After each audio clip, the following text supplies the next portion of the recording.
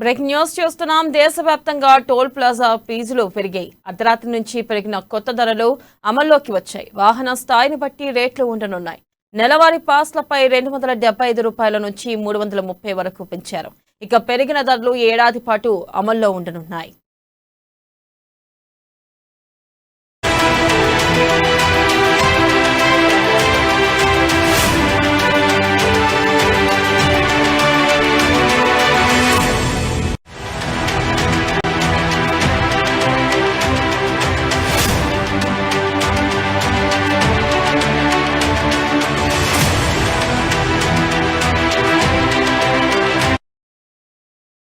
Breaking news చూస్తున్నాం. దేశవ్యాప్తంగా toll plaza ఫీజులు పెరిగాయి.